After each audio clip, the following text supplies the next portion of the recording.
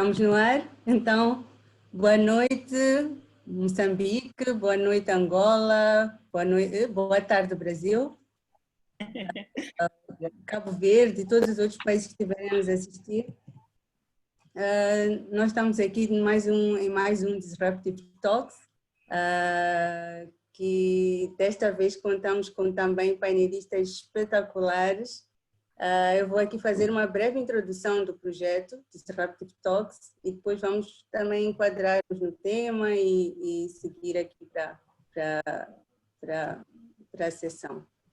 Bem, o Disruptive Talks, como alguns conhecem, os que não conhecem, é um projeto criado pela Tecnoplus e pela Tec21 África, que são empresas de tecnologias de informação, a Tecnoplus em Moçambique e a Tec21 África em Angola, que vem com o objetivo de criar um espaço para a discussão dos impactos das tecnologias emergentes na sociedade e na economia da África e no mundo.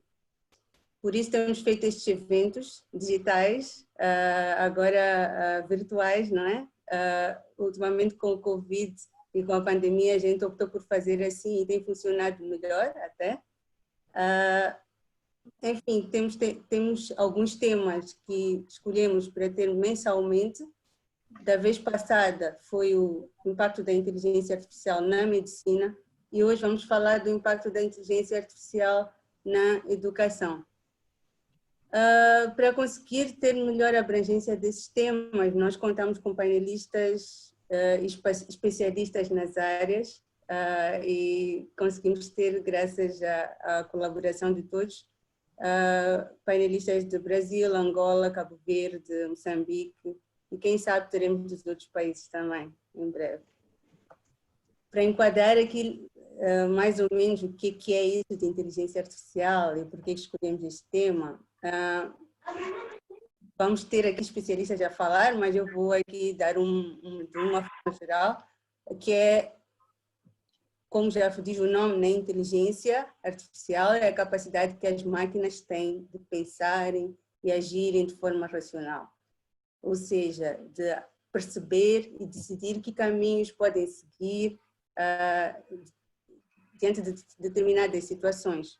Então, no final das contas, este tópico está mais presente no nosso dia a dia do que a gente imagina.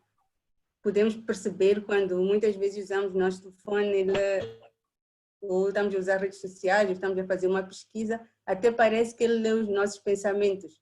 Na verdade, o que acontece é que ele convive tanto conosco que aprendeu o nosso comportamento e até antecipa certas sugestões. E pronto, resumidamente assim é isso, mas vamos ter aqui certos especialistas como César, que é vice-presidente da inovação CIA Técnica Brasil, o Dr. Carlos Cumbana, que é docente de sistemas de informação e presidente de mesa da Associação Moçambicana de Empresas de Tecnologias de Informação e de Profissionais de Tecnologias de Informação. A Júlia Carvalho, que é diretora-geral da IBM em Angola, Moçambique, Cabo Verde, São Tomé, e a Sônia, que vai nos trazer aqui uma visão mais de socióloga e a nível do gênero também.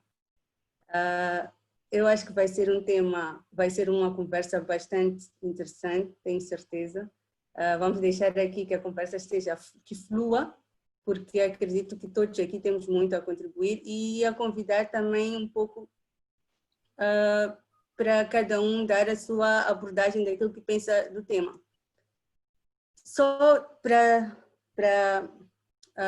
também enquadrar um pouco, nós temos aqui um conceito de educação, inteligência artificial na educação, mas também temos que conseguir distinguir o que é isso de educação e distinguir do ensino.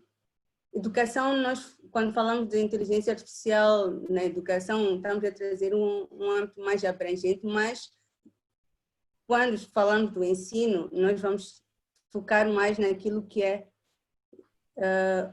passagem de conhecimento, transferência de conhecimento, aquilo que a gente conhece nas escolas, nas universidades, é o que mais temos aqui para tocar no tema, não é?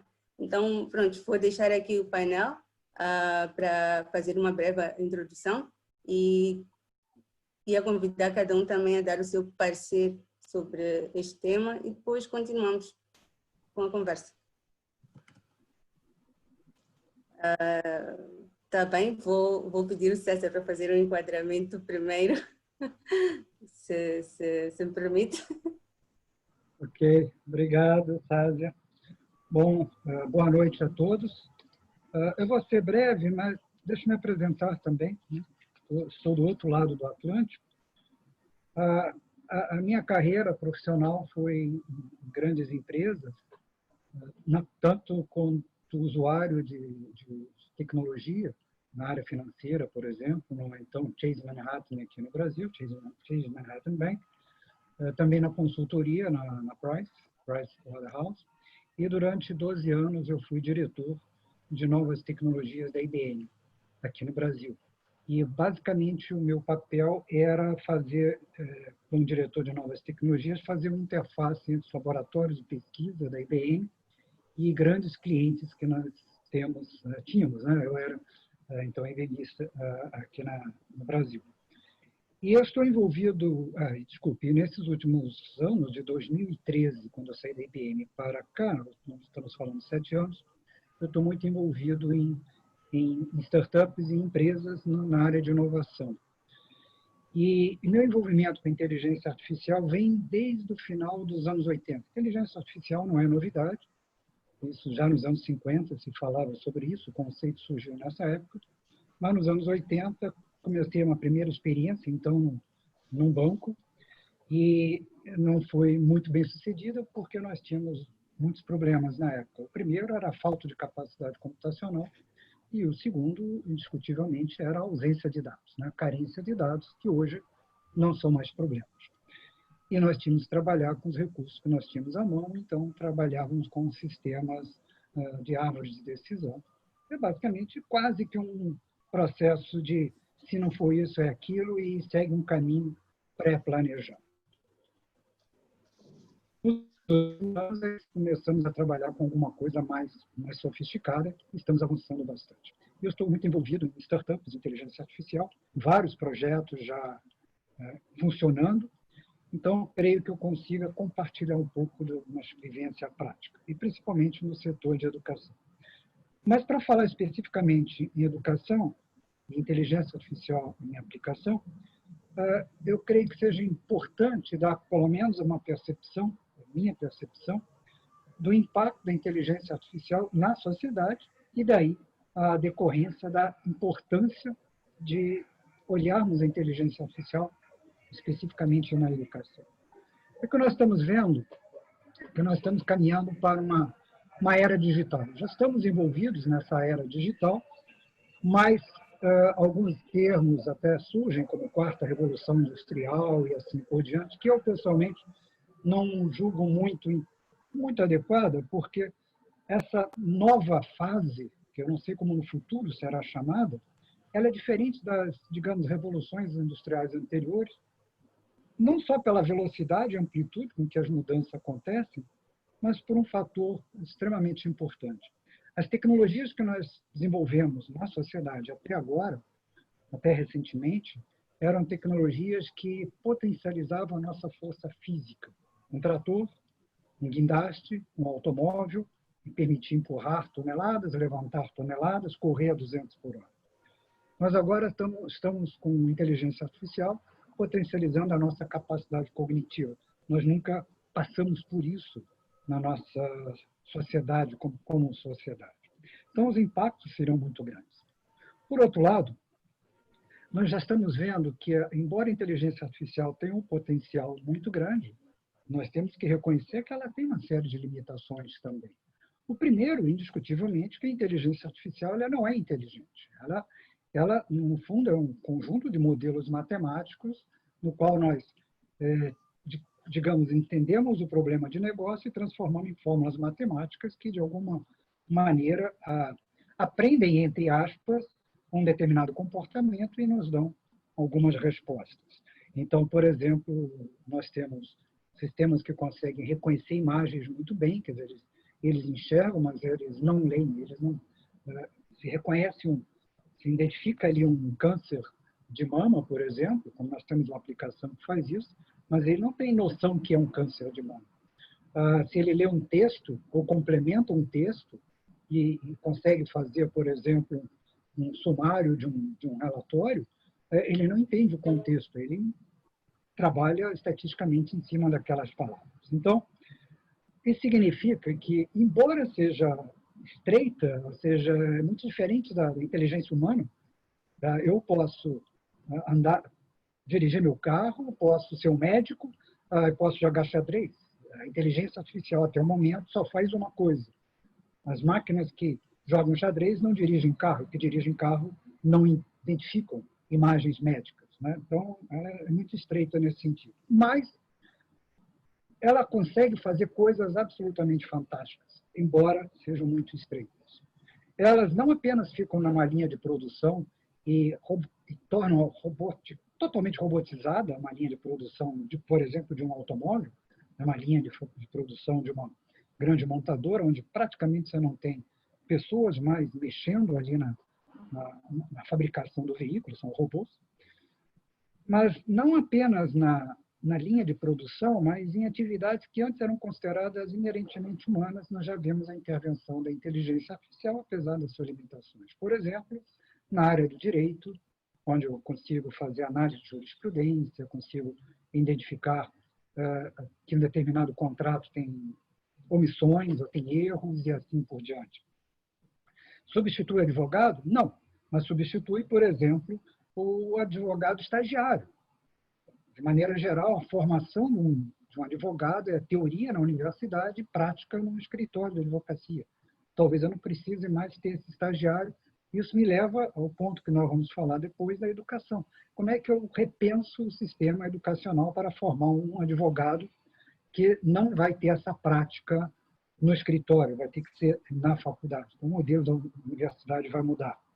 Nós conseguimos falar em complementos às ações médicas, ficar olhando imagens digamos, de um câncer de mama ou de uma imagem de uma doença na pele, que é basicamente o reconhecimento de padrões de pixels, pequenos sinais numéricos numa imagem. Não precisa de um ser humano, a máquina faz isso bem. Mas o entendimento do que é aquela doença, o impacto disso na vida da pessoa, é o médico que sabe.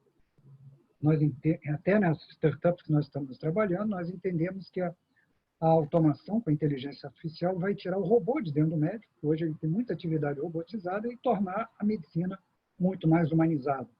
Os 15, 20 minutos hoje, que pelo menos aqui na média do Brasil é a média de uma consulta, por causa do sistema como um todo, praticamente o médico não olha olho no olho do paciente, ele olha exames e receita outros exames e faz uma nova prescrição de medicamentos. Isso a máquina pode fazer e ele vai olhar a pessoa, o paciente, e entender quem é essa pessoa. Então, isso significa que nós estamos entrando num mundo, e a passos largos, num mundo de mudanças significativas. Nós sabemos que as profissões vão ser transformadas. O médico do futuro, o professor do futuro, o engenheiro do futuro, o arquiteto do futuro. Novas profissões vão surgir, que não sabemos quais são, e muitas vão desaparecer, como sempre desapareceu na nossa sociedade. Não temos mais datilógrafos, não temos mais ascensoristas, não temos mais telefonistas. E novas surgiram, né? Antigamente, ninguém imaginava ganhar dinheiro fazendo filmes no YouTube. Hoje você tem pessoas que ganham muito dinheiro fazendo filme no YouTube. Isso nos leva ao ponto final da minha conversa, rápida conversa, que é como a educação tem que ser transformada. A educação que nós temos hoje, pelo menos a visão, no caso do Brasil, e eu acredito que seja similar em muitos países, é que ainda temos uma educação do século XX, formando profissionais para o século XX, e nós estamos no século XXI. Há um descompasso muito grande. O próprio modelo educacional, ele emula a sociedade industrial. Ele está produzindo pessoas para as demandas da sociedade industrial. Profissões especializadas que a sociedade industrial demandava, como que nós chamamos hard skills. Eu sou um profissional que sei fazer isso, não consigo olhar para o lado. Só que a máquina consegue fazer isso melhor que o ser humano. Então, eu vou precisar tornar a formação diferente. enfatizar os soft skills, criatividade, empatia, inovação, pensamento crítico e assim por diante. Nós temos que rever o modelo educacional, que eu insisto, ele emula o sistema da sociedade industrial. Vamos pegar uma linha de produção. Entra a matéria-prima, passa-se por uma linha de produção. Se não sair, não ficar dentro dos padrões de qualidade, o produto sai da linha de produção e é desmanchado e retorna, e no final é um produto padronizado. A educação é assim. Nós pegamos matéria-prima, crianças, começamos a cercear, fazendo que participe de turmas e aulas, de disciplinas desconexas, muitas vezes, que não vê o sentido prático daquilo, onde o critério é a idade e não as características únicas de cada um. Se você não se enquadra nisso, é um aluno fora dos padrões, talvez tenha déficit de atenção ou coisas parecidas, e você lá no final sai um produto padronizado, sou arquiteto, engenheiro e assim por diante. Mas será que daqui a 20 anos vamos ter engenheiros e arquitetos como hoje? Como é que vai ser o mundo em 2040? Não vai ser igual hoje. Eu não sei que profissão nós teremos daqui a 20 anos. Então, como é que eu vou formar pessoas que estejam doutrinadas a não pensar fora da caixa? Eu tenho que fazê-las pensar fora da caixa.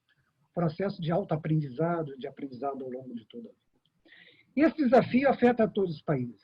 Brasil, por exemplo, e eu vou falar especificamente do Brasil, nós temos um país heterogêneo, onde nós temos algumas universidades muito boas e outras muito ruins. Nós temos algumas escolas fantásticas e outras muito ruins.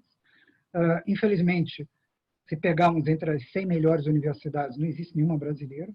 A primeira mais bem colocada é a USP, em São Paulo, 115ª posição. Depois nós temos a Unicamp, posição 233, e a UFRJ, 380, entre as 500 melhores universidades do mundo. É muito ruim isso, muito ruim.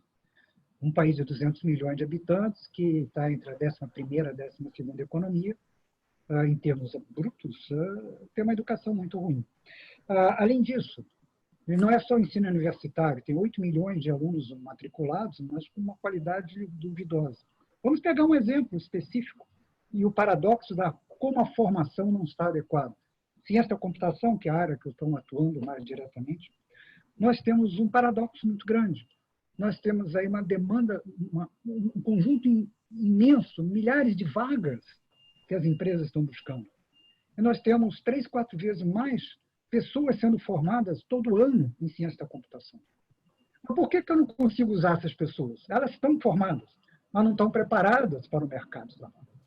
Então, conheço empresas com 300, 400 vagas e as pessoas estão. Então, nós temos que repensar isso, nós temos que mudar, e eu acredito que uma discussão como essa tem muito a agregar, porque os problemas que nós temos no Brasil provavelmente devem ser parecidos com os que existem em muitos países do mundo, como em Angola, Moçambique, Cabo Verde e São Tomé.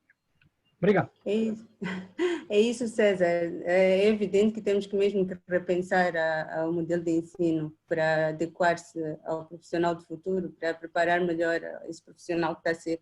Afinal de contas, são estes que vão moldar a nossa sociedade. Então,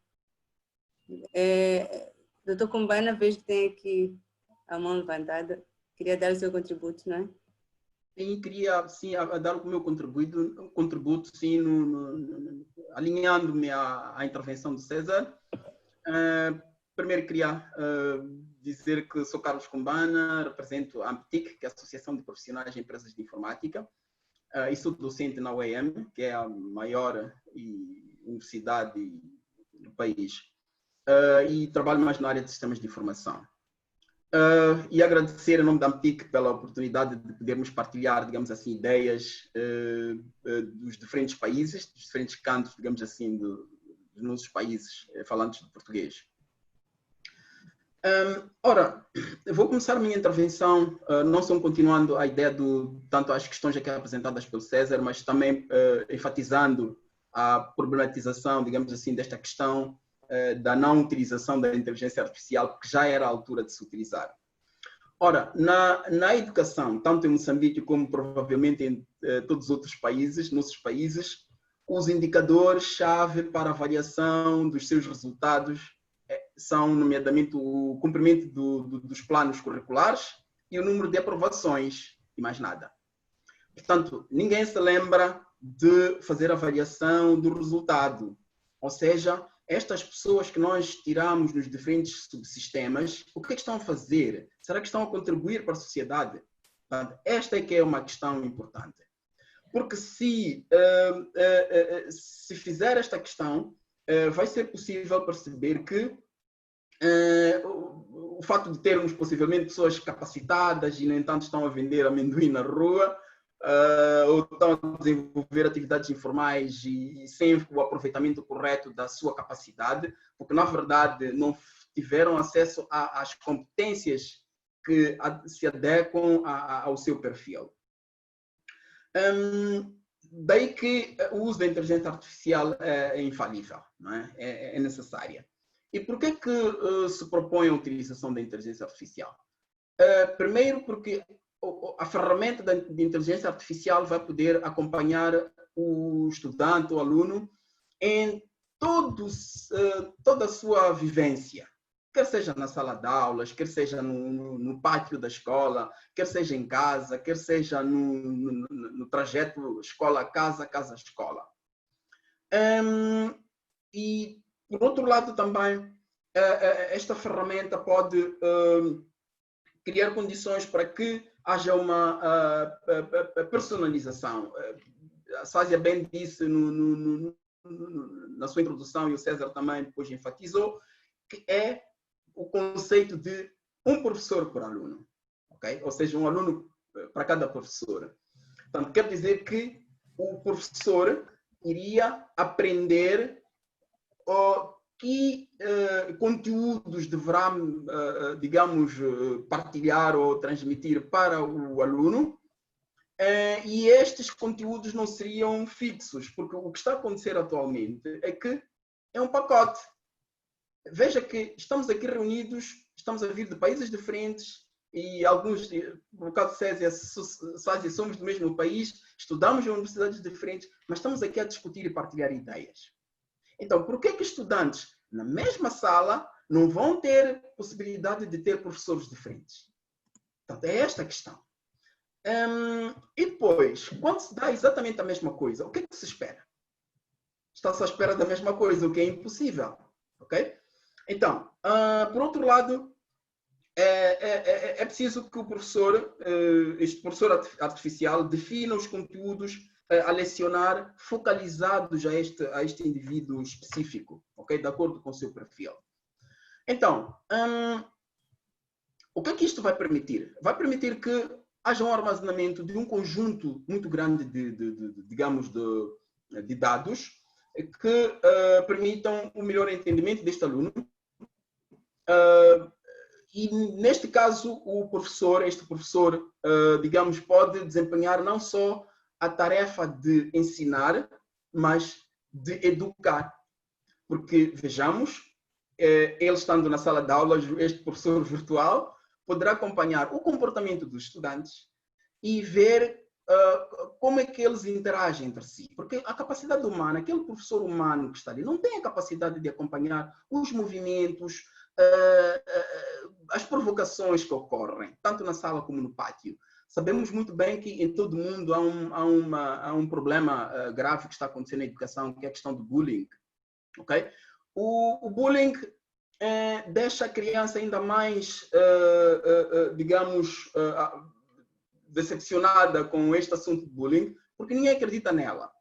O professor, como não acompanha, portanto, os ataques, não acredita na criança. Em casa, também os pais muitas vezes não acreditam na criança. Quer dizer, até que se acredite, pode ter passado muito tempo e depois começam a surgir muitos problemas que até podem estar associados, podem ser a causa da exclusão, a autoexclusão das crianças, acabam desistindo de ir à escola, etc, etc. Sobretudo a rapariga tem sofrido muito esse tipo de aspectos. Então, pelo uso da inteligência artificial, nós podemos ver que, para este exemplo que estava a dar, pode-se, até a própria ferramenta já pode propor que soluções que soluções devem ser aplicadas para se resolver este problema. Pode também orientar os psicólogos, porque temos que saber que talvez para esclarecer a audiência, que a inteligência artificial hoje em dia evoluiu tanto que é uma ferramenta que não recebe regras, mas sim ela cria as suas próprias regras. É daí que a robótica está a ficar em desuso, de facto, como o César disse, porque ela se limita a repetir aquilo que já está programado. Os corretores ortográficos que nós temos agora, sobretudo da Google, nós é que estamos a ensinar o corretor ortográfico, porque à medida que vamos escrevendo, ela está atenta acompanha a forma como nós formulamos as frases, a forma como nós escrevemos as palavras. E depois, no momento que estamos, na eventualidade quando temos alguns erros, ela usa aquela experiência que recebeu a partir de nós para nos corrigir. Portanto, é este princípio que é preciso que se aplique nas salas de aula e em todo o processo educacional. Porque eu, como humano, sendo professora, tenho os meus problemas, tenho os meus defeitos. Okay? Tenho a influência do ambiente, posso chegar mal-humorado na escola, mal conheço os nomes dos meus estudantes, meus alunos, mas aquele robô vai receber, digo robô, não propriamente robô, mas este professor virtual pessoal para cada estudante, vai conhecê-lo pelo nome, vai saber como abordá-lo, tendo em conta o semblante que ele apresenta naquele momento. E esta é uma ação inclusiva, porque ele, embora seja virtual, mas vai acolher este menino. E nós sabemos muito bem que quem acolhe ganha vitórias. Isso acontece muito no mundo do crime, mundo da droga, etc. Nós exigimos muito a criança, por exemplo, para um dado aspecto, mas há quem ele acolhe e facilmente ganha, não é? Então, é importante que façamos uso disso. Por outro lado, também, isto iria, digamos, permitir o melhoramento dos métodos de ensino, porque os nossos métodos são muito metódicos, muito estáticos, não são dinâmicos. Com a utilização dessa inteligência, vai permitir pelo uso dos modelos, vai permitir que ele articule melhor. Há uma avaliação personalizada. O ideal é que se tem 30 estudantes, tem que fazer um teste para cada estudante. Porque eu vou ensinar cada estudante tendo em conta o seu perfil. Porque é esta tecnologia que, aos poucos, vai direcionando o estudante para a competência que ele almeja. Porque ele naturalmente vai manifestando. E também fica aborrecido que, digamos, muitas vezes o que acontece é que o professor ele age, digamos, dependendo do temperamento do momento, o que não é correto. Agora, a questão que se pode colocar e o professor atual o que é que vai fazer? Okay. Naturalmente que ele não vai ficar desempregado, não é? Ele tem a sua tarefa, até vai triplicar possivelmente. Vai passar a ser um facilitador, não é? Porque ele tem que coordenar. É certo que os alunos até podem tirar dúvidas com este professor virtual, mas o professor real tem que ser um facilitador, tem que ser um coordenador desta equipa, digamos assim, de convivência social. Estou a falar dos professores e os alunos. Vai criar um ambiente de humanização, porque aqueles hábitos do professor de chegar, bom dia meninos, como passaram o dia de ontem, como está a família, já perdemos. O hábito do aluno trazer uma flor para a sua professora, já estamos a perder. Então ele vai estar nisto. Eu vejo inútil hoje em dia um professor estar na sala de aulas para ensinar 1 mais 1, 2 mais 2, ensinar, digamos, a geometria. O professor virtual faz isso perfeitamente e muito melhor, porque vai usar técnicas adequadas. Mas este professor depois é necessário para estabelecer a ligação entre este mundo virtual e o mundo real. Ou seja, pode fazer uma visita de estudo com este estudante no mundo real, onde vai, por exemplo, visitar edifícios, estádios e outros locais, para mostrar a aplicação destas figuras geométricas que ele aprendeu na sala. Okay? Então, estamos a ver aqui que vai-se criar aqui uma melhor aproximação entre os alunos e o professor, porque o professor tem mais tempo para pensar em aspectos úteis. Okay? Agora, mesmo para concluir, dizer que eu, como professor, sinto que estou a ser injusto com os meus próprios estudantes, não é?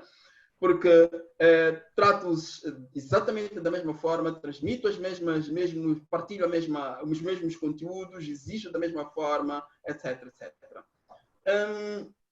E por outro lado, possivelmente estou a infectá-los com as deficiências que eu transporto ao longo da minha vida, ok? Porque há hábitos, há maneiras de partilhar conteúdos e etc, e até erros que talvez técnicos que possa estar a cometer ao longo de todos esses anos e eu não os vejo.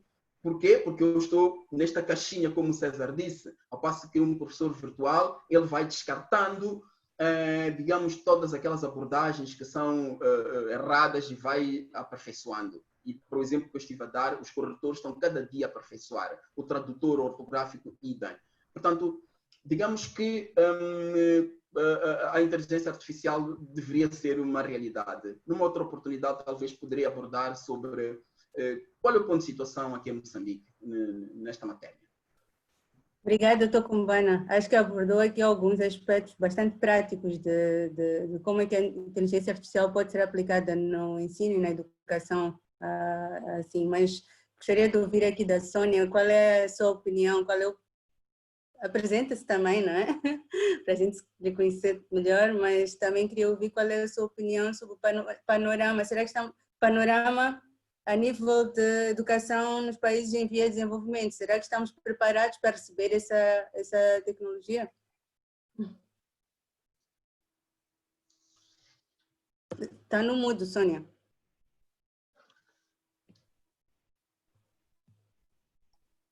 Peço desculpa. Sou Sônia Dotel, eu sou socióloga, especialista em género e docente universitária. A questão que a Sásia colocou era exatamente por aí que eu queria começar. Nós estamos a falar sobre a inteligência artificial, nós estamos a falar de um futuro que é hoje, e estamos até aqui a analisar as grandes vantagens destas novas tecnologias, mas não podemos de forma alguma perceber quem é que já entrou neste pote de mudança e quem ainda tem um caminho longo a percorrer. A minha postura, e para que fique claro desde o início, sou totalmente a favor do desenvolvimento, eu sou pró-desenvolvimento e sou a favor de tudo aquilo que possa ajudar a melhorar a nossa qualidade de vida e na verdade a inteligência artificial vai ter esse papel, já está a ter esse papel, mas também é preciso nós percebermos quem é que já lá está, quem é que ainda está no percurso e quem está bastante longe. Então, se nós pensarmos ao nível dos países em via de desenvolvimento, e não falando já em todos, mas pensando só ao nível da África subsaariana, nós temos 130 milhões de pessoas pobres. É preciso pensarmos, por exemplo, num aspecto que é a desigualdade de género.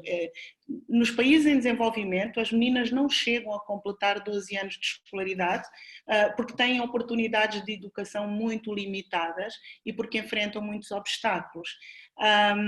E isso custa aos países 15 a 30 trilhões de dólares em perda de produtividade e de renda ao longo da vida. E esses custos têm a ver com o facto de que as meninas que ficam fora da escola deixam de contribuir para os seus países com o seu trabalho, com o seu saber, com a sua inteligência, e isso leva a uma perda significativa do PIB. E por isso é necessário nós ampliarmos o acesso das meninas e dos adolescentes, nomeadamente, e a começar logo pelos serviços de saúde reprodutiva, saúde infantil, saúde materna de qualidade. Precisamos de ajudar os países a formular agendas de política que tornem a demografia e o género centrais para o crescimento, e eu digo todas estas coisas não só, eu sou uma ativista dos direitos humanos, ponto. A especialidade nos direitos, nas questões de género e nos direitos das mulheres é apenas, como eu disse, uma especificidade. Nós temos que pensar que atualmente cerca de 132 milhões de meninas entre os 6 e 17 anos em todo o mundo estão fora da escola e 75% delas são adolescentes.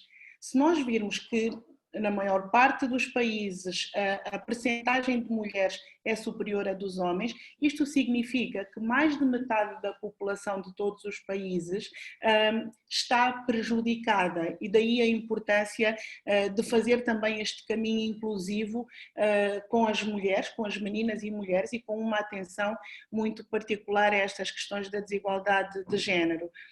No caso das meninas e das mulheres também, é preciso ensinar-lhes habilidades para a vida, como por exemplo a solução de problemas, a negociação, as técnicas de recusa. Nós temos a questão do casamento infantil, na maior parte dos países africanos, como uma prática cultural nociva, mas que não é vista, quando ela é praticada, não é vista como nociva. E, portanto, técnicas de recusa ensinadas às meninas vai permitir, provavelmente, reduzir essas situações. Dar-lhes conhecimentos sobre a saúde reprodutiva e sobre a nutrição são extremamente importantes. Então, há aqui uma série de aspectos do ponto de vista das políticas dos países que é preciso ter em conta. Se calhar são eles prévios, ou talvez não sejam prévios, talvez tenham que caminhar lado a lado com toda esta evolução de que estamos aqui a falar hoje. É preciso capacitar as meninas para profissões com oportunidade de gerar mais renda e neste momento já é possível, por exemplo, até no meio rural, exemplos simples como a questão das energias renováveis e que permitem melhorar a vida das famílias. Se uma família tiver uma renda mais alta, é provável que as filhas, as meninas sobretudo, permaneçam na escola mais tempo, e se elas permanecerem na escola mais tempo, elas têm a oportunidade de fazer um outro progresso e não estarem a engrossar as estatísticas que nós temos da informalidade. É preciso colher dados e fazer análises também que possam servir de base a essas tais políticas e investimentos populacionais. Portanto, isto em termos gerais. No caso de Angola, em concreto, esta questão dos dados é sempre uma questão crítica e no caso da África é uma questão muito crítica. No caso de Angola nós não temos sempre os dados mais atualizados em todos os temas, sobretudo nestes temas nas questões do género. Por exemplo, no Inquérito Integrado do Bem-Estar da População, que é o IPEP, são dados de 2008 e 2009, os dados apontavam para uma proporção de 51,9% da população feminina com 15 ou mais anos de idade que sabia ler e escrever, contra 80,9% de homens. Portanto, há aqui uma discrepância de quase 30%. Um inquérito mais recente, que foi o inquérito de indicadores múltiplos de saúde, mostraram que 22% das mulheres e 8% dos homens entre os 15 e os 49 anos de idade não têm qualquer nível de escolaridade, ou seja, nunca frequentaram uma instituição de ensino. E isto é muito grave e acaba por nos remeter para outras questões. Nós continuamos a pensar também o ensino formal em termos de caderno, caneta, quadro e giz, mas se calhar temos que começar mesmo a pensar em investir muito rapidamente nas novas tecnologias para a educação e para o ensino, porque vemos o mundo a mudar muito rapidamente. Basta olhar para os dados mais recentes, nós temos que a população mundial vai aumentar mais 2 bilhões até 2050 e isto implica criar condições de vida para as pessoas, implica proporcionar educação e ensino adequados para que as novas gerações possam também integrar-se em mercados, ou incluir-se, eu diria, em mercados que estão em transformação vertiginosa. A questão da automação e das mudanças tecnológicas, elas irão dificultar ainda mais o encontrar de emprego para quem, em primeiro lugar, não tem escolaridade, ou quem tem uma escolaridade que não está adequada a enfrentar os novos desafios. Portanto, isto são dados que nós temos que pensar, temos que refletir sobre eles e seria bom que mais encontros como estes permitissem chegar aos decisores estas reflexões, porque são elas que vão efetivamente influenciar as políticas. Nós temos, por exemplo, a base de dados mundial para a qualidade da educação, que foi atualizada recentemente pelo Banco Mundial, sugere que nos países de renda média e baixa, mais de 60% das crianças avaliadas não conseguiram alcançar habilidades mínimas de matemática e de leitura. E já nos países ricos, ditos ricos, quase todas as crianças ultrapassaram esse nível. E vale ainda mais uma coisa, vale lembrar que estas estatísticas não levam em conta cerca de 260 milhões de crianças que, por motivo de conflito, de discriminação, de deficiência e outros obstáculos, nem sequer estão matriculadas nos ciclos iniciais de ensino. Então, há aqui muita matéria para reflexão. Neste momento, e quando nós pensamos em termos de educação para o futuro, temos que pensar em 3 princípios, 3 pilares, digamos assim, que são a flexibilidade, a co-criação e a conexão com a realidade. Eu estava a ouvir os meus colegas de painel a falar e tomei algumas notas também. As questões da avaliação, por exemplo, nós temos ainda no modelo que temos até agora, uma avaliação muito punitiva, é uma avaliação de longo prazo, é só ver, as provas são feitas no final de um período ou no final de um ano letivo, há os exames, e esses momentos de avaliação, que são ao fim de um longo período, são também muito punitivos e se calhar temos que começar a pensar noutro tipo de avaliação, nomeadamente identificar se determinadas competências foram adquiridas ou não, mas através de uma avaliação mais imediata, por exemplo, a concepção de projetos, a realização de portfólios, portanto um outro tipo de avaliação que permita exatamente a co-criação, esse entrosamento entre alunos, essa aprendizagem em cooperação, porque essa é também uma das características do futuro. E quando há pouco o professor Carlos Cumbana falava da questão do assistente virtual poder controlar, por exemplo, os comportamentos e as questões do bullying, isso fez-me lembrar que nesta aprendizagem para o futuro deveriam as questões da ética estarem já, como é que eu dizer, incluídas no processo de educação e de ensino. E se é verdade, por um lado, e todos nós estamos aqui de acordo, das enormes vantagens da inteligência artificial e das novas tecnologias para esta época já, e eu, como dizia há pouco, o futuro já começou, também temos que ter noção de uma série de riscos e que é necessário cautelar desde já. Está criada uma reação à percepção dos outros, por exemplo, em termos das redes sociais, os likes, os gostos, os corações, tudo isso, essa reação imediata, essa validação feita pelos outros, que também tem trazido algumas consequências, sobretudo ao nível dos nossos adolescentes. É só pensar que a chamada geração Z, que foram os que nasceram depois de 1996, foi a primeira geração que ao nível do secundário já está nas redes sociais.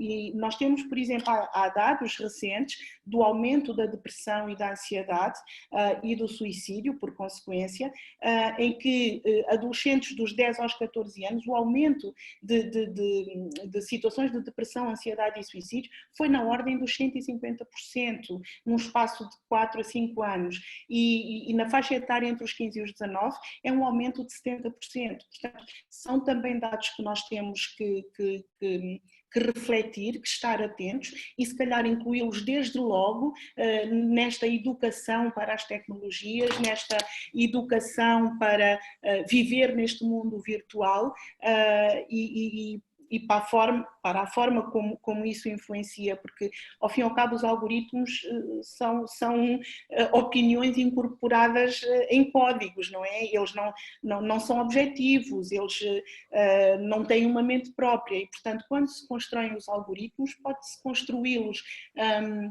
para fazer bem ou para fazer mal, é um bocado por aí. Então, eu se calhar ficava por aqui agora. Dizia só um outro aspecto que eu gostava de frisar, como é que nós vamos pensar o papel do professor barra educador?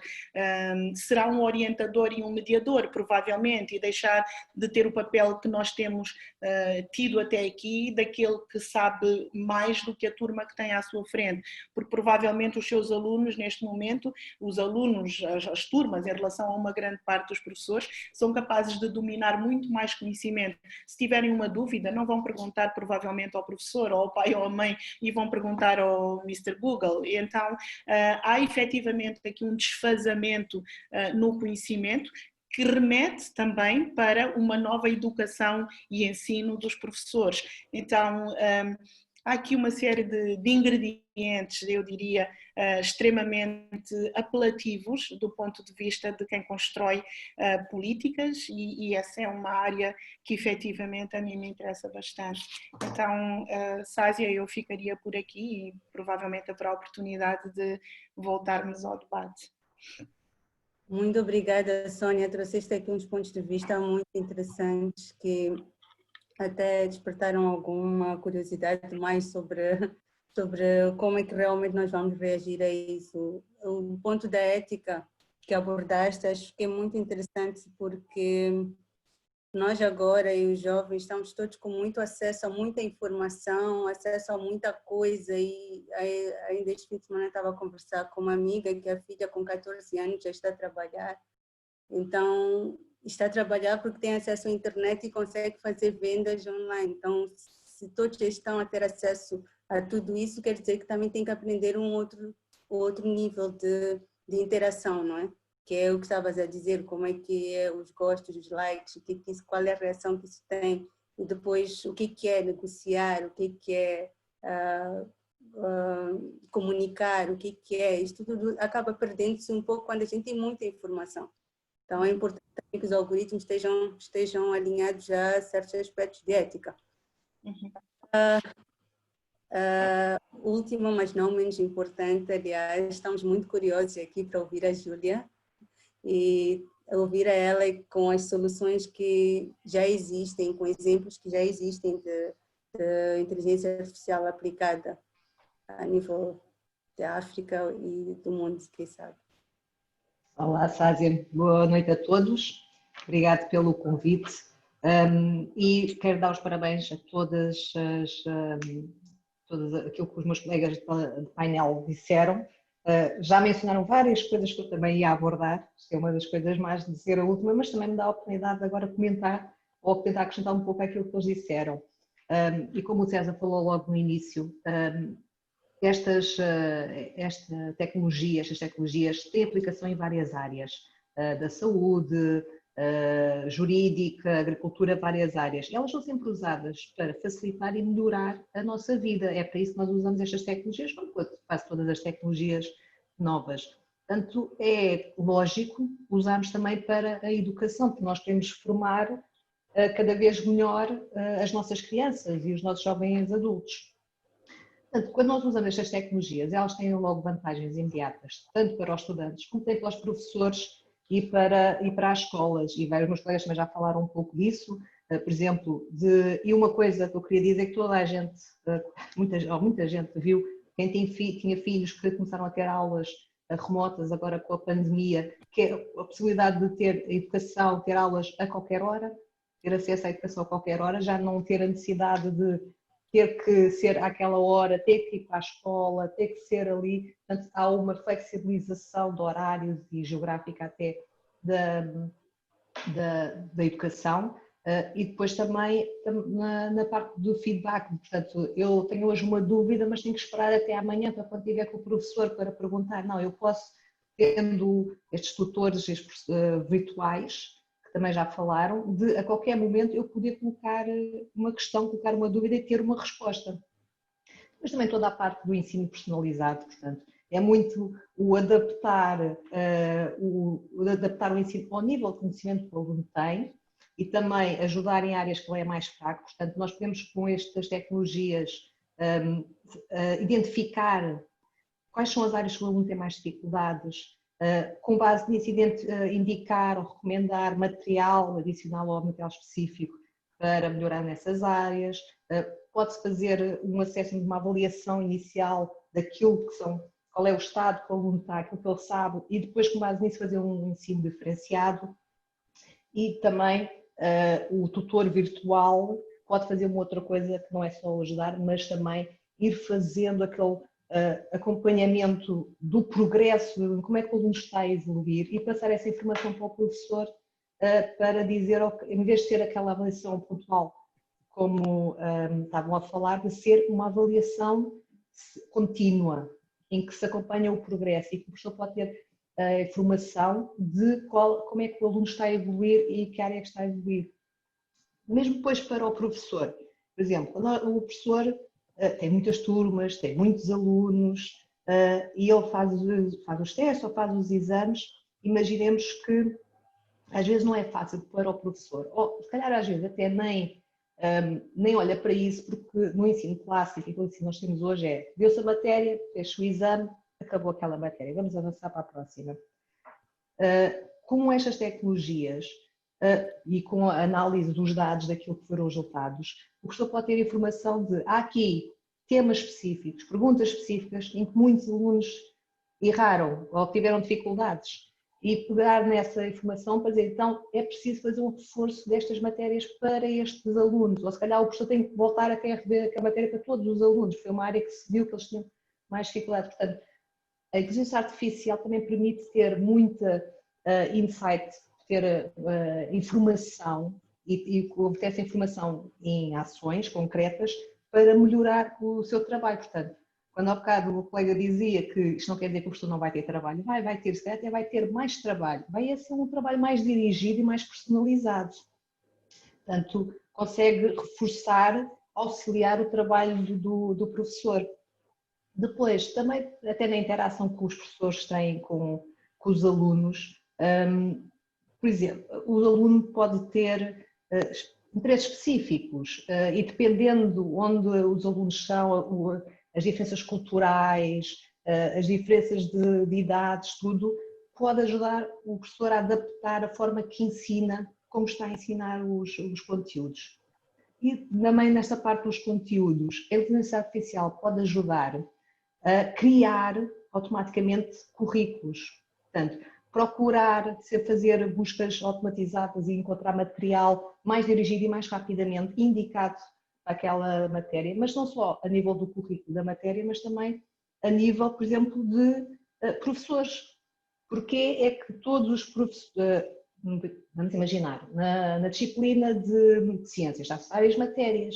O professor de ciências que dá aulas há vários anos, várias matérias, não é especialista em todas essas matérias. Portanto, ter estas tecnologias permite identificar, consoante a matéria que está a ser dada, direcionar os alunos para aquele professor, por exemplo, porque agora ele está a estudar esta matéria e aquele professor é o especialista daquela matéria, é o melhor, é o que tem mais, pode-se fazer uma especialização do professor em determinadas matérias. Para a escola, isto também permite ter, por exemplo, até na criação de turmas, em vez de ser turmas criadas um pouco às cegas e todos da mesma idade, como dizia o César no início, aqui o critério até hoje é a idade. Todas as crianças daquela idade estão no mesmo ano, mas não quer dizer que eles estão todos no mesmo patamar de desenvolvimento. Portanto, utilizar a inteligência artificial para criar turmas a nível de conhecimento mais homogéneos e que estão a andar ao mesmo passo, ao mesmo nível, não quer dizer que tenham que ter a mesma idade. Portanto, pode utilizar-se a artificial para criar horários e nós vemos, por exemplo, nas universidades, quando há muitos alunos, que é uma dor de cabeça conseguir criar os horários para todas aquelas turmas e que as salas que estão disponíveis e os funcionários e tudo aquilo, portanto, até mesmo para a gestão da escola, é uma ferramenta que é muito útil e hoje em dia existem campos universitários inteligentes em que utilizam a inteligência artificial para fazer a gestão do seu próprio campus e todos os recursos que têm. Portanto, esses sistemas inteligentes que fazem o tutoring dos tutores, que são de orientação, são ferramentas muito poderosas e eles estão profundamente ligados à linguagem natural. E para quem já viu no último ano, 2 anos, cada vez mais aparecer estas ferramentas de nós falarmos com aqueles assistentes pessoais, que nós dizemos uma frase exatamente como eu estou aqui a falar e ele percebe, ele consegue interpretar aquilo que eu estou a falar, portanto é uma linguagem, consegue interpretar a linguagem natural e vai se adaptando e vai aprendendo à medida que cada vez, quanto mais eu falar, mais ele vai aprendendo. Antes isto era difícil, hoje em dia não é difícil, porque também é necessário que uma criança consiga perguntar a este assistente virtual tal como pergunta ao professor, na mesma linguagem, e ter uma resposta também na mesma linguagem. Portanto, hoje em dia, a capacidade que nós temos para falar como fazemos no nosso dia-a-dia e naturalmente, é possível utilizar nesses sistemas cognitivos, nesses sistemas inteligentes, para ensinar numa escala massiva. Até porque eu acho que já toda a gente, ou muita gente viu aqueles exemplos de quando há os assistentes virtuais, que a diferença de sotaques. Eu já passei por isso, a minha língua nativa é português, não é em inglês, e quando eu estou a falar com estes assistentes virtuais, a falar no meu inglês, muitas vezes não percebo o que eu estou a dizer.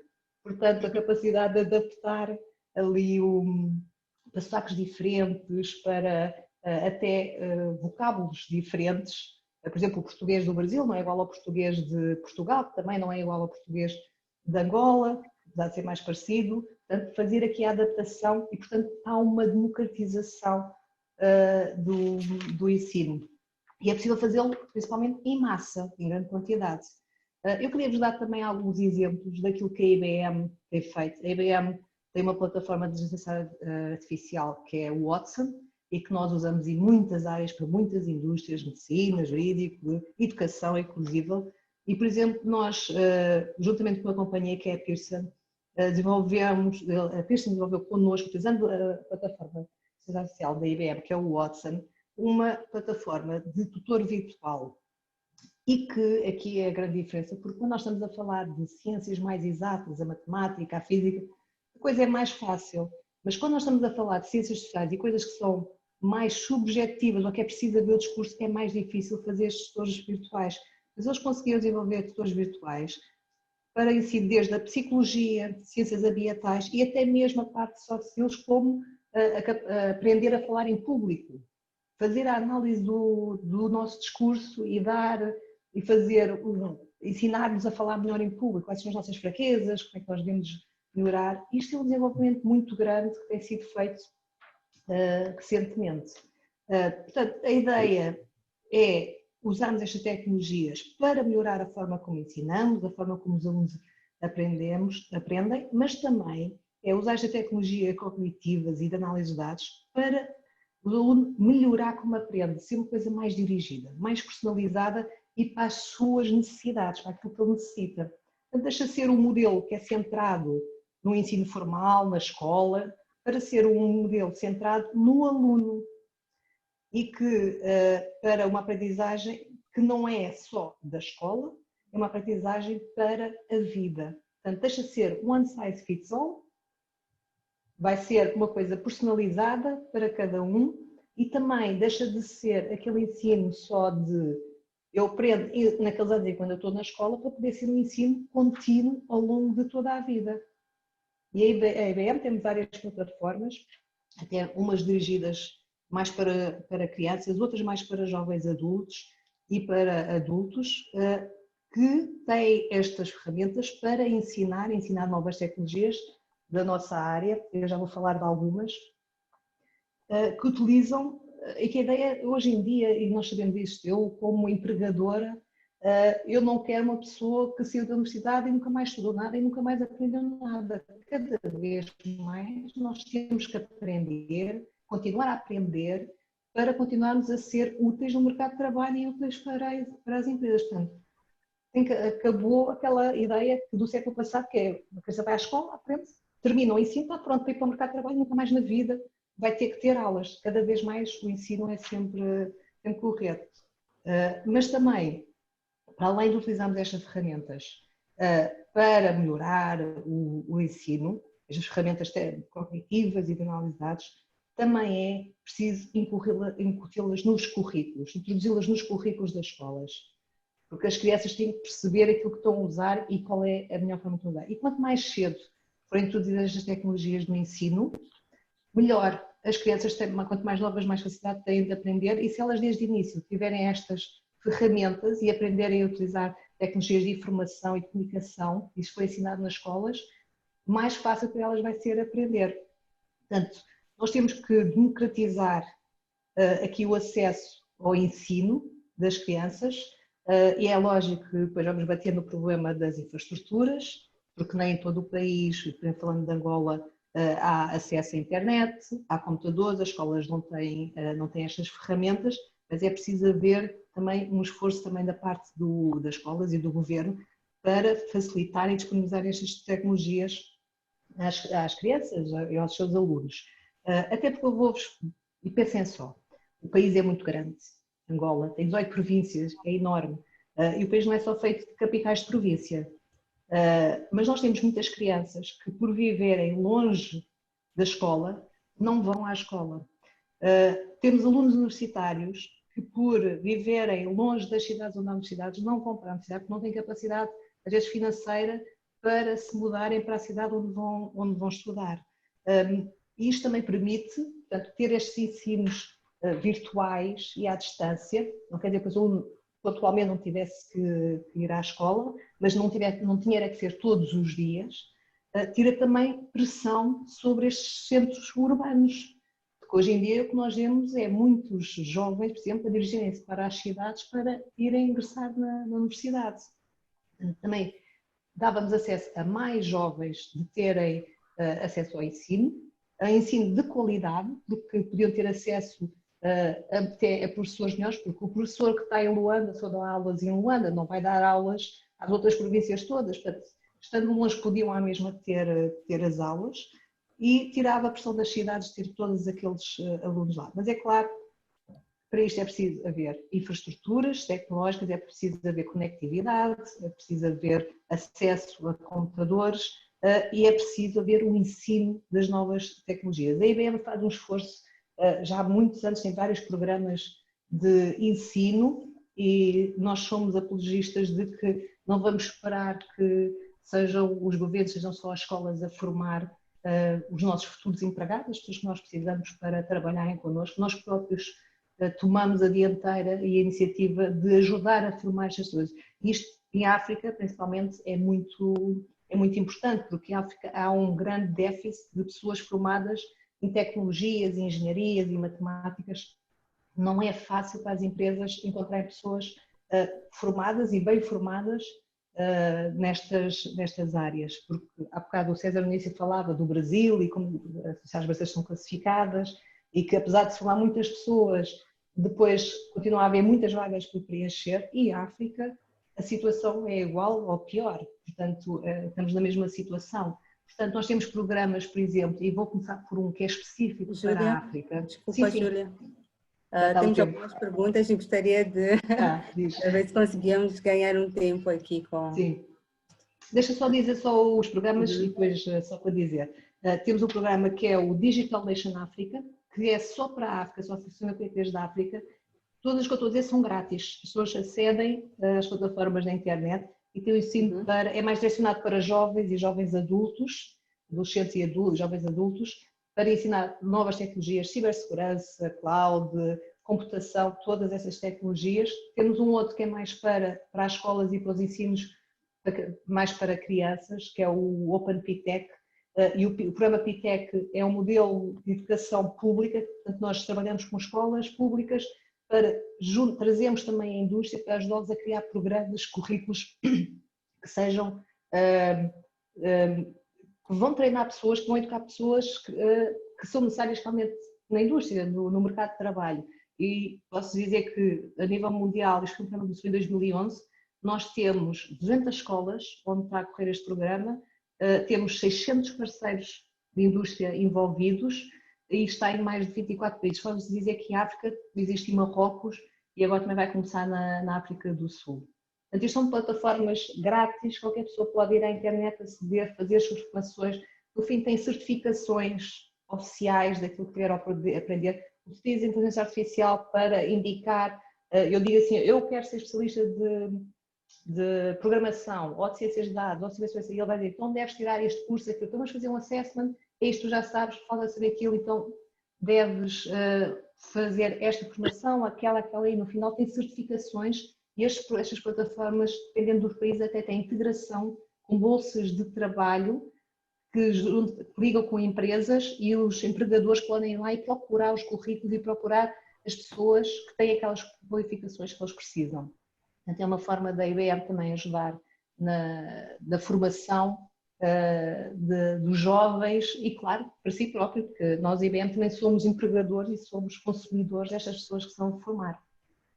Só uma coisa que eu gostava de ter falado e não falei é a parte da ética, que a Sónia falou, muito importante e é uma coisa que preocupa muito a indústria, que é incorporar códigos de ética quando construímos estas ferramentas, mas isso, se calhar, podemos falar numa outra oportunidade também. Obrigada, Júlia. Tem aqui um participante do debate que pediu para passar os links. Vai ajudar, sim, se puderes pôr no chat. Eu vou pôr no chat, mas também se forem ao Google e procurarem IBM Digital Nation África, vão encontrar logo. Atenção que este só funciona em África. Se fizerem no Google IBM Open PTech, também encontram logo. É PTech, com CH. Mas eu já ponho os links no chat para todos. Tá, obrigada. Obrigado pela tua intervenção. Tivemos aqui também uma boa visão daquilo que está a acontecer e o que há de plataformas já a funcionar. E às vezes são grátis, nós mesmos é que não temos acesso. E não tem esse, não se sabe. A curiosidade de procurar, não é? Isto foram só exemplos, porque há mais. Temos muitas perguntas e muito pouco tempo, então vamos tentar responder a todas. Tem uma primeira pergunta aqui que vai para o Dr. Carlos, como é que acha que podemos usar a inteligência artificial a favor do ensino superior e principalmente para o estudo do perfil de estudantes? Essa pergunta veio da Elisa Videira. Pode tirar o mudo do comando. Obrigado. De facto, é uma questão importante, mas queria estabelecer esta ponta a partir da intervenção dos meus colegas. É um aspecto importante que o César, a Júlia mencionou e depois a Sónia atribuiu um nome, que é avaliação punitiva, que eu poderia talvez dizer um outro nome, que qualifica melhor esta nossa abordagem, que são regras de sobrevivência. Quer dizer, que estamos a aplicar regras de salve-se quem puder, que nem na selva, digamos assim. Pois que criamos regras e que temos que moldar o aluno e pronto, que salve-se quem puder. E a questão que coloco é quem é que garante, quem confirma que estas disciplinas que nós andamos a lecionar são todas necessárias. Exatamente disciplinas que nós estamos a incluir. Vi há bocado, ontem, nas redes sociais está a circular um rapaz de 15 anos que faz maquetes muito, muito interessantes. É que possivelmente estudantes de arquitetura ainda não têm capacidade de o fazer. Portanto, isto é só para mostrar isto. Agora, isto que estamos a falar parece uma utopia. Isto tem a ver com a questão que foi colocada. Parece uma utopia nos países onde ainda temos problemas de necessidades básicas, de infraestruturas, de educação, etc, etc, etc. Então, a minha resposta iria começar por um ponto simples no que se refere a Moçambique. Moçambique ainda não está a implementar, digamos assim, inteligência artificial, mas já um palmo, digamos assim, uma luz no túnel, porque o setor da educação, mais concretamente nos centros de formação técnico-profissionais, já tem mini laboratórios que a médio prazo, longo prazo, poderão se concretizar de facto em laboratórios de inteligência artificial. Portanto, como é que isto pode se executar na nossa realidade e sobretudo nas universidades? De variedíssimas formas. Esta utopia que pensam que existe, na verdade não existe, porque, aliás, sendo países que têm carência de recursos, a utilização da inteligência artificial pode ser uma fonte de dinheiro, ou seja, pode-se poupar muito dinheiro, por exemplo, em laboratórios. Imaginemos um laboratório de química. Ao invés de se gastar muito dinheiro em reagentes, em material de laboratório, teríamos laboratório virtual com professor individual, digamos assim, para cada estudante, virtuais. E qual é a vantagem aí? É que o aluno não tem que seguir aquele plano de laboratório elaborado pelo professor. Porque às vezes aquele professor está a repetir o mesmo plano de laboratório de há 15 anos atrás. Ok? E o estudante, durante o laboratório, pode cometer uma falha. Em vez de colocar um produto, coloca um outro. Um reagente, coloca um outro. O professor, o que é que diria? O humano, está tudo errado, está reprovado. O virtual já não. Diria, ok, cometeu uma falha aqui, colocou este, não deveria, mas podemos anular. Para anular este reagente que colocou, vamos colocar um outro, mais um, e aí anula e depois prossegue com sua experiência. Portanto, significa que em todas as áreas podemos ter esta aplicação, mesmo na área de programação. Eu já vou com algoritmos pré-definidos, que olha, para fazer este tipo de algoritmo, siga estes passos, usa estes, definimos as variáveis e definimos as regras. Mas o virtual, ele aprende porque cada regra, cada algoritmo que é elaborado, ele absorve, procura a relação entre eles e procura desenvolver novos algoritmos na base daqueles conhecimentos que ele recolheu de vários. Portanto, como podemos ver aqui, é um leque muito grande de oportunidades que temos e, aliás, numa situação de virtualização, digamos assim, ou de aplicação de inteligência artificial nos laboratórios, dá-se até a oportunidade do estudante experimentar errar, ok? Porque, ao contrário, há uma sala de aula, João, um professor, que um erro pode significar uma explosão na reação ou até ter que encarar um semblante pesado ou de poucos amigos do professor, digamos assim. Ao passo que numa realidade de inteligência artificial isso já não acontece. Espero que tenha respondido à questão. Obrigada, Dr. Combate, que você respondeu esta e respondeu mais uma, que é como preparar os professores para melhor utilizar o recurso da inteligência artificial. Se alguém quiser comentar mais um pouco sobre isso, mas eu ia propor que também respondêssemos mais duas perguntas para depois irmos para as considerações finais e já estamos mesmo com pouco tempo. Tem mais uma pergunta aqui que é da Pávica, que pergunta como acha que podemos aplicar a inteligência artificial no país, no contexto em que há alunos que não tenham acesso a smartphones. Não sei se vocês queriam comentar um pouco sobre isso, deixem aberto. César. Sim, talvez, porque está relacionado com o que eu estava a dizer, que o processo de implementação de qualquer solução tecnológica, e particularmente da inteligência artificial, não é um processo drástico, não é uma ação drástica, que acordamos no dia seguinte e bum, não. É um processo paulatino, ok? Em que, por exemplo, se começarmos pelos laboratórios, podemos começar pelos laboratórios do ensino superior, depois do ensino técnico profissional, depois do ensino secundário, primário, e durante este processo estão a ser criadas condições, tanto de acesso à energia de corrente elétrica, porque particularmente para a nossa realidade moçambicana ainda temos regiões, embora poucas, que não têm acesso à energia elétrica, não têm acesso à internet de qualidade, não é? Então, digamos que é um processo, de tal forma que o país, paulatinamente, vai se preparando para este fim. E dizer que aqui o objetivo não é só a utilização do smartphone, é a utilização de qualquer meio tecnológico que possa permitir esta interação. É possível ter um dispositivo partilhado, pode ser um quadro inteligente, pode ser alguns computadores em escolas, mesmo que sejam recônditas, e que possam ter a utilização partilhada. É a grande vantagem da inteligência artificial, é que o aluno pode ir, neste caso em que não pode fazê-lo a partir de casa porque não tem, pode ir a este local a qualquer hora, aí a qualquer dia, ou domingo, ou sábado, ou feriado. Então, digamos que é um processo que tem que ser pensado, planificado, para que também a ação não seja para excluir, okay? Mas sim de inclusão. Aí é preciso pensar em todos, de facto. César, fala. Só um complemento, acho que o Carlos respondeu muita coisa, só queria lembrar que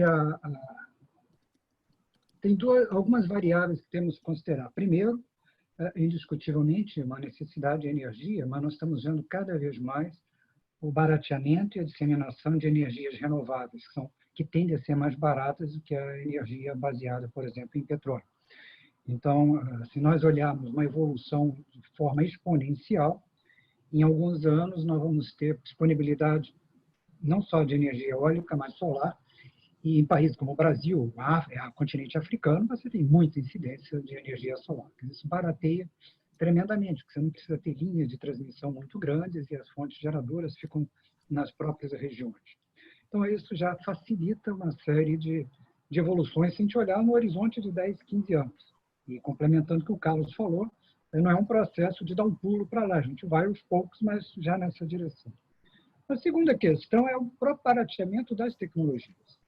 Se nós pegarmos hoje um smartphone, ainda é caro para muitos países, e é verdade, mas na Ásia nós temos, embora caro, mas na faixa de 100, 150 dólares, smartphones com uma capacidade suficiente para fazer o que a gente precisa numa educação. Na Índia, em países ali do Sudeste Asiático, isso já está se tornando bastante comum.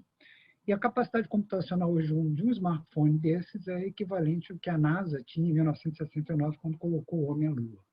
Então, a gente vê que dá para se fazer bastante coisa hoje e provavelmente nos próximos anos, muito mais coisa. E o outro ponto importante é a capacidade de comunicação. Ele isolado não tem muito sentido, eu preciso me comunicar com outros.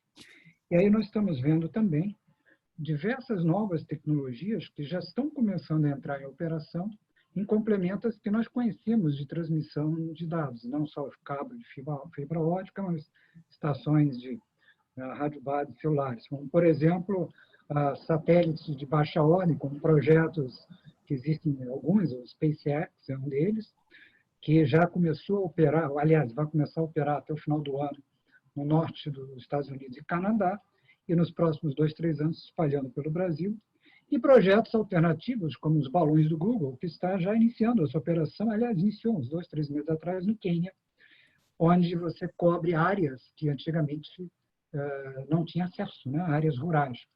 Então, se nós olharmos de uma forma não linear, nós olharmos como convergência, disrupções tecnológicas, os grandes desafios que nós estamos hoje, que parecem ser barreiras, elas vão ser desmontadas em talvez 2, 3 anos.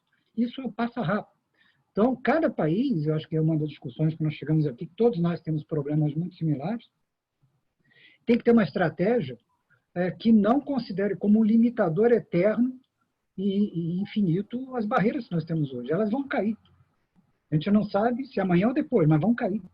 Então, eu posso desenhar um cenário de todo mundo ter acesso.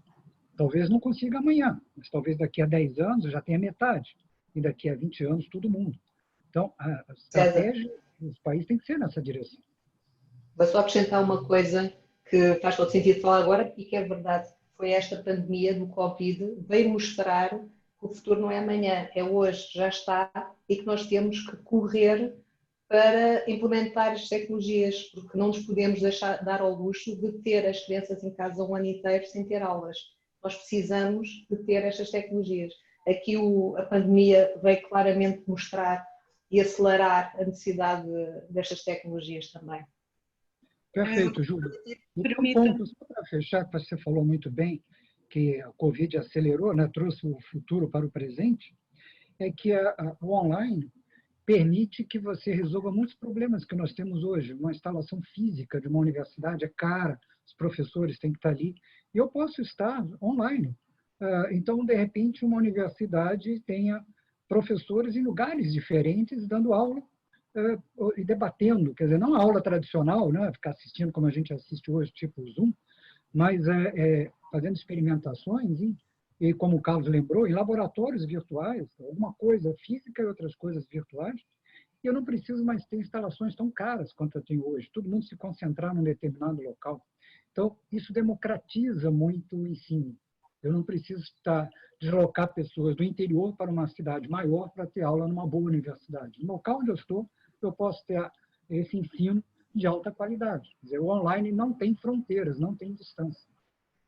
Exato, não quer dizer que vai eliminar, mas vai diminuir, não quer dizer que as escolas vão desaparecer, as escolas físicas. Não vão desaparecer, porque Não nós substitui. temos o lado presencial, que são as coisas que demandam colaboração, demandam a interação social. Nós somos seres sociais. Nós precisamos, mas não precisamos assistir uma aula padrão, coisas que estão no Google. Então, a aula vai ser flexível, vai ser muito mais um processo de aprendizado, autoaprendizado, com um professor, pelo menos a minha percepção, muito mais um curador, muito mais um orientador do que alguém que está repetindo o que já está no Google. Exatamente. Bem, eu acho que esse tema... Se me permitir um segundo só, há um aspecto que a Júlia levantou, que é a questão da pandemia. Queria recordar que algumas escolas e universidades, as aulas continuarem online. Mas quem é que fazia o acompanhamento e esclarecia dúvidas? Os pais. Num ambiente de inteligência artificial não haveria este problema, porque os alunos continuariam a ter explicadores, digamos assim, colocariam questões e seriam acompanhados. E aí os resultados teriam sido melhores e não teria havido, digamos assim, esta reclamação dos pais por terem que revisitar matérias para poderem apoiar os seus filhinhos lá em casa.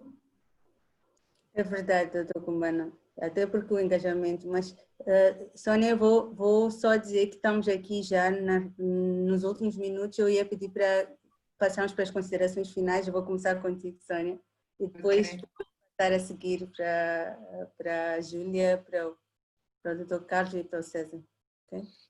Ok, então já assim em jeito de considerações finais é só dizer que, na minha opinião, eu diria que 99%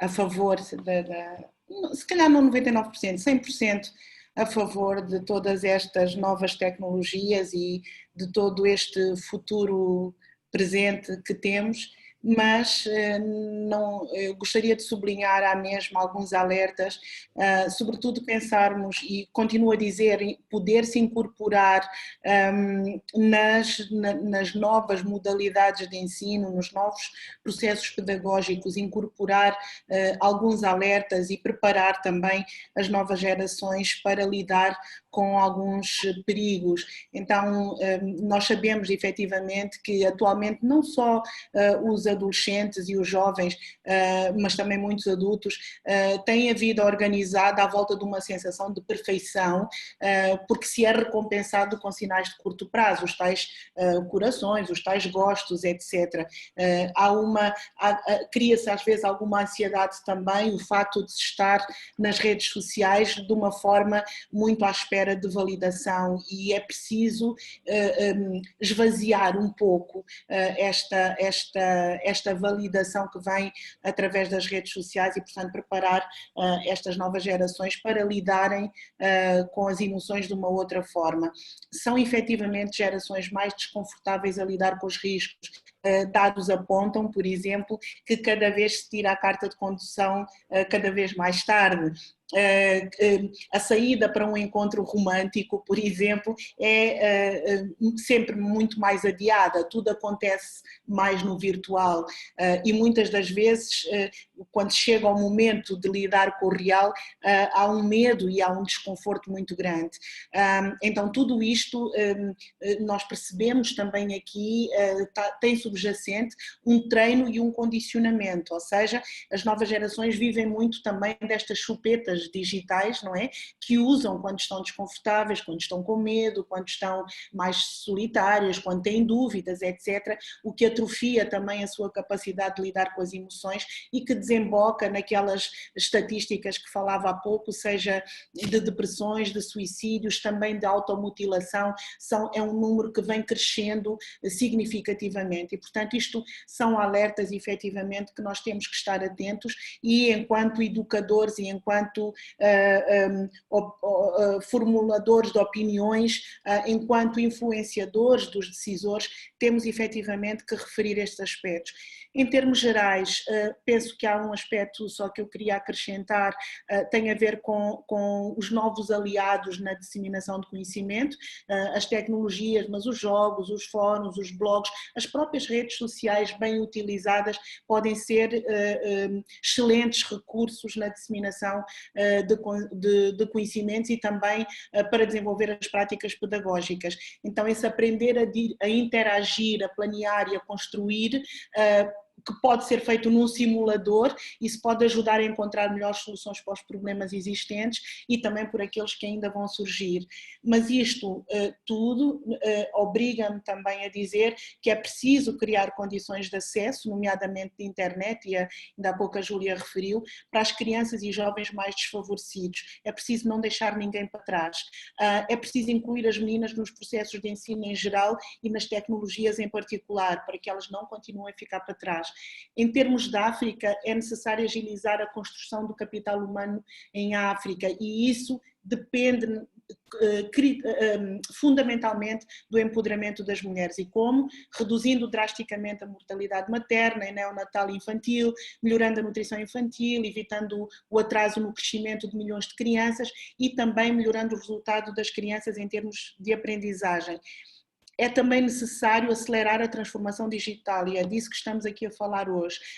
Uma transformação digital na região pode aumentar o crescimento em África em quase 2 pontos percentuais por ano e reduzir a pobreza em quase 1 ponto percentual por ano. E se combinar isso com investimentos em capital humano, esses impactos podem ser duplicados até.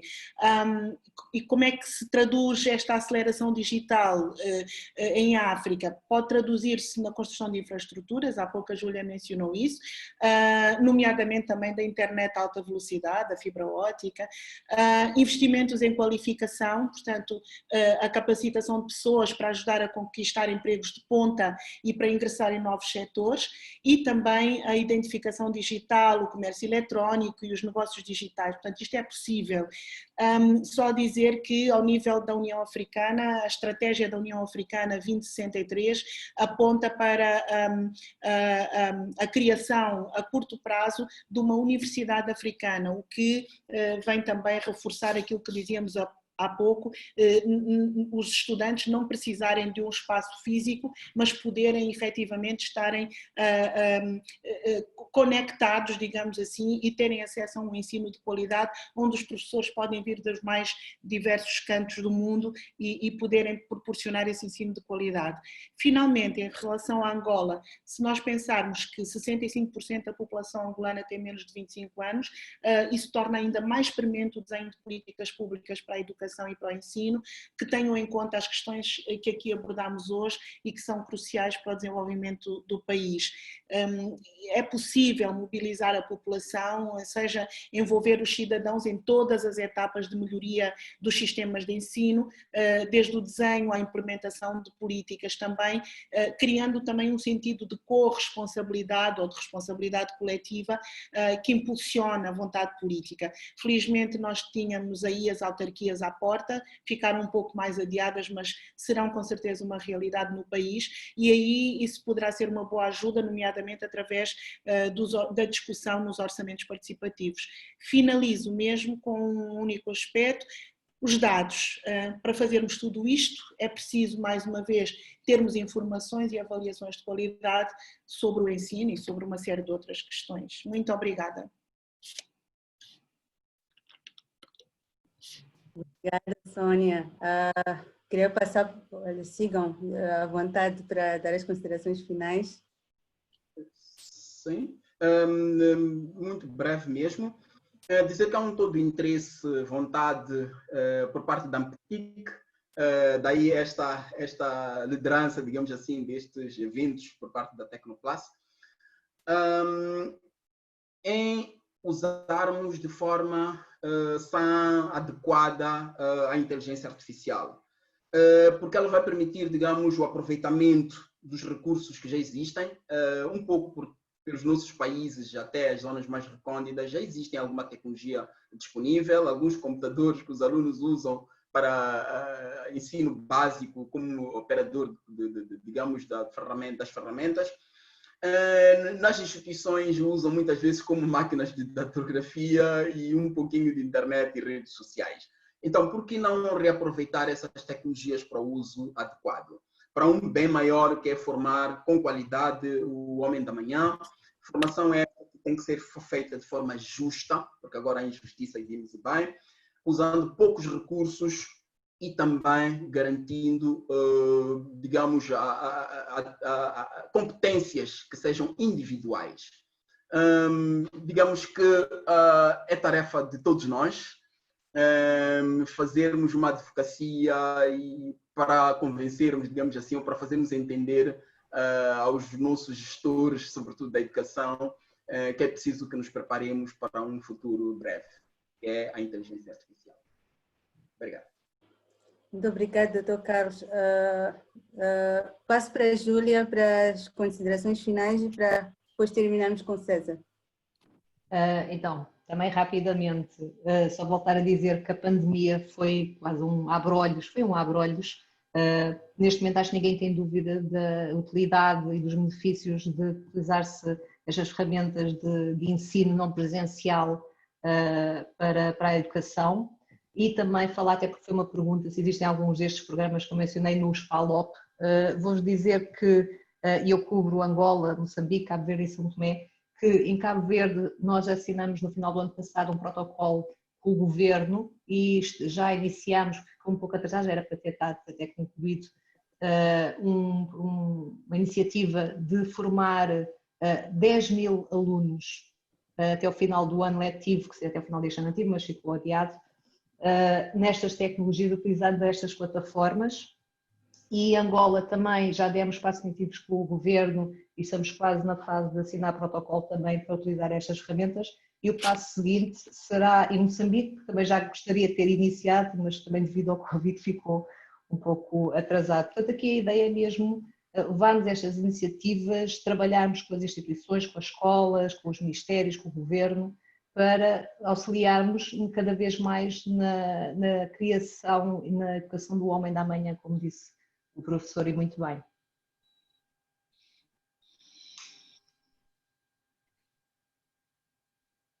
É tudo, Sázia. Obrigada, Júlia César. Bom, antes de mais nada, Kiesi, Sázia, obrigada aí pela oportunidade. E foi uma honra estar aqui com Sônia, Júlia e Carlos. Aprendi muito, me diverti bastante também. E eu queria só encerrar lembrando o seguinte: no meu entender, a inteligência artificial não é uma simples tecnologia, é uma das tecnologias que nós consideramos transformadora, como foi a eletricidade, o motor a combustão, a prensa, séculos atrás, que mudaram e moldaram a sociedade. A Revolução Industrial, que gerou a sociedade que nós temos hoje, foi fruto dessas tecnologias. A inteligência artificial tem o poder de mudar e moldar a sua nova sociedade. E isso, com certeza, vai impactar diretamente o processo de educação. Nós vamos ter que repensar a educação nos novos moldes, né? Motorizado pela inteligência artificial. Isso significa o novo papel do professor, o novo papel das escolas, universidades, o modelo de ensino pela vida inteira, não mais períodos muito definidos, né? Aqui, ensino, depois educação e depois trabalho. O ambiente flexível, o estudo em casa, estudo em universidades, locais físicos, presencial e online. E isso vai exigir, principalmente de governos, não só o esforço, do governo da sociedade, esforço, mas flexibilidade das regulações. De maneira geral, no caso do Brasil, a gente tem modelos regulatórios extremamente complicados para se fazer mudança em métodos de ensino e que ainda são muito arcaicos. A gente vai precisar mudar isso. Senão, nós vamos ter evoluções tecnológicas, evoluções da sociedade e modelos regulatórios que, de alguma forma, definem como o ensino tem que ser feito, muito antigos. Tudo isso tem que ser repensado, tudo isso tem que ser discutido. E eu vejo que eventos como esse têm muito a contribuir, que, de alguma forma, a gente aprende e geramos insights e temos insights. Então, obrigado a todos pela oportunidade de estar aqui com vocês. Muito obrigada, César, muito obrigada, Sônia, Júlia, Carlos, muito obrigada por termos aqui. Foi de muito conteúdo interessante. Eu acredito que se deixarmos essa conversa não acaba. Fazer mais eventos com o mesmo tema, até porque há sempre muito mais conteúdo a partilhar. Ainda temos perguntas que não conseguimos responder, mas vamos tentar ver se conseguimos partilhar mais à frente convosco e quem sabe responder. Obrigado mais uma vez, agradecer em nome da Tecnoplus e da Tech 21 África. Infelizmente o QS não pode estar aqui, mas vim eu como parceira e como dele neste projeto para substituí-lo. De princípio nós fazemos assim, um evento é ele, outro evento sou eu e era suposto ser ele. Ele pediu mesmo para pedir aqui às pessoas que contavam com ele para da próxima ele vai estar aqui com certeza, sem falta. Mas obrigado a todos e vamos ver o próximo que já estamos a organizar. Contamos convosco para estar a participar nas perguntas também. E contamos com o César para o próximo Disruptive Talks. Sásia, obrigada a todos e a todas. Obrigado, pois é, obrigada a todos e a todas. Rápidas, digamos, esperamos por si no próximo evento. César, um abraço aí para o Brasil. E Júlia, bom, um abraço para todos os Palop, não é? E muito obrigado. Foi um prazer estar com todos. Obrigada, igualmente também. Foi muito bom. Estamos juntos. Obrigada a todos. Em Angola. Estamos juntos. Com licença. Obrigado a todos e a todas. Ok, obrigado.